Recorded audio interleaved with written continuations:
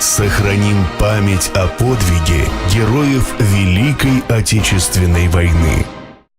Расскажите, пожалуйста, о вашей нелегкой судьбе. Я Такташева Санета, уроженка, житель блокадного Ленинграда. Родилась я в городе Ленинграде, герои, в 1937 году, 18 января. Сколько вам было лет, когда началась Великая Отечественная война? Когда началась Великая Отечественная война, мне было 4 года. Скажите, пожалуйста, Санета Игоревна, а что вы помните о блокадном Ленинграде? Ну, голод, конечно, кушать, наверное, противилось. С водой было плохо, вода замерзала. За хлебом очередь была, в магазин ходили, хлеб не всегда привозили.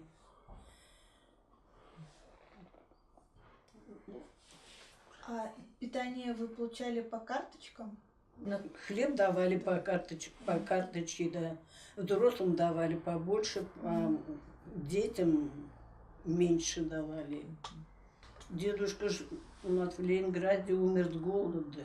У нас в 1941 году он умер с голода. Расскажите. Хлеба не было, продуктов не было. За хлебом карточная система была, хлеб привозили мало, конечно. Но он просил тоже кушать, и мама пошла раз в магазин. Хлеба не было еще. Третья, что ли, пошла, уже принесла хлеб, отломила кусочек, дала ему в рот, а он уже языком не поворачивал. Расскажите историю с вашим похищением. Как вас хотели похитить? Мама взяла меня с собой в магазин за хлебом и оставила возле магазина на санках, потому что в магазин было не зайти, много народу было очень. Ну, а потом одна женщина зашла и говорит, чей там ребенок плачет. Мама вышла, была я. Хотели меня увезти санками. Ну, с магазина увезти хотели, украсть куда-то.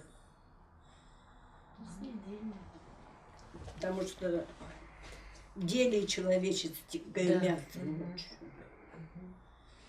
Ну, вас спасла незнакомая женщина, да? Незнакомая женщина, да. В магазин зашла и сказала тихо, чтобы нет. Расскажите про вашу семью. Как сложилась судьба вашего отца? Ведь он тоже был участником войны. Он работал на типографии, его с работы прямо вызвали в военкомат. И вот он ушел в 1941 году, и потом в 1942 году пришла похоронка, что пропал.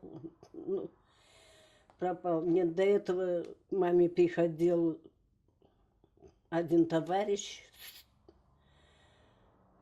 с Петергофа. Мама написала ему письмо туда. Как-то. В общем, написала письмо, хотела поехать туда. Петергоф. Петергоф. Он написал, что не приезжай, дети идут в страшные бои. Никто не вернется оттуда, не приезжай. И вот, ну, солдат какой-то, наверное, принес это маме письмо, и мама не поехала.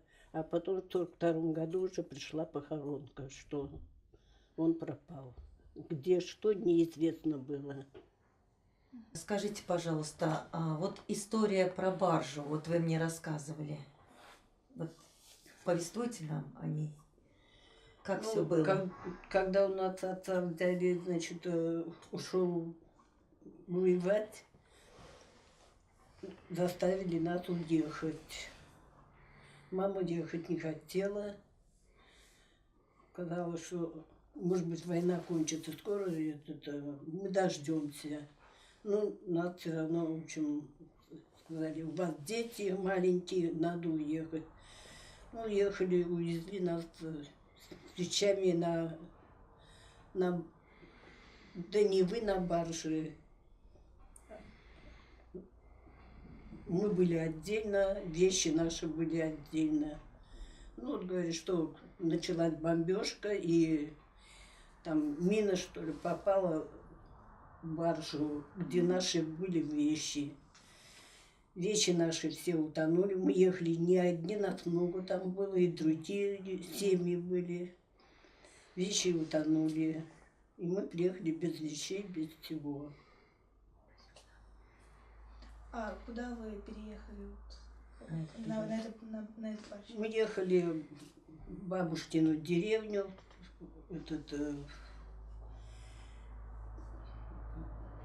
станция Торбеева, Мордовская РСФСР. А мама осталась с вами? Нет, мама была с нами. Мама была с нами. Нас было 3 детей у мамы. И бабушка с нами была. И была еще мамина сестра. Но мамина сестра потом в деревню она не заехала. Ну, где-то мы после Барши пересели на поезд, наверное. И мамина сестра ушла на войну добровольцем. Даже не в деревне, а по пути. В 17 лет ей было, что ли. Мама 12, она 22-го года. 20 лет ей было. Как сложилась ваша дальнейшая судьба после войны? В 1944 году вернулись снова в Ленинград. Уже после блокады. Да. Я поступила в 1 класс, а сестра моя во 2 класс. Нет, тоже 1. Ну ладно. В общем, вернулись в Ленинград, и я пошла в 1 класс учиться. И закончила я сначала 7 классов, поступила в торговую школу ученичества, закончила школу торгового ученичества, работала продавцом в магазине. Ну, а после... Потом работала,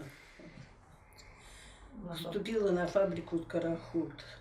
Работала на фабрике «Скороход» за конвейером. Обувная фабрика была. Во сколько лет вы вышли замуж? Замуж я вышла в 1964 году. Это мой 2-й брак был. А 1-й был в 60-м году. Вот.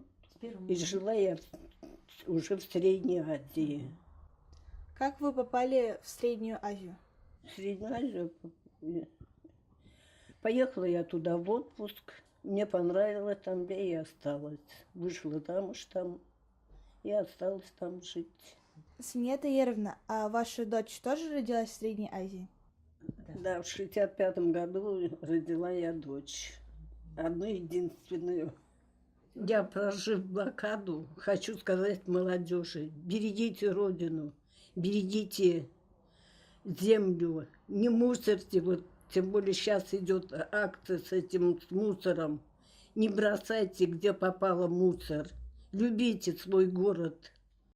Сохраним память о подвиге героев Великой Отечественной войны.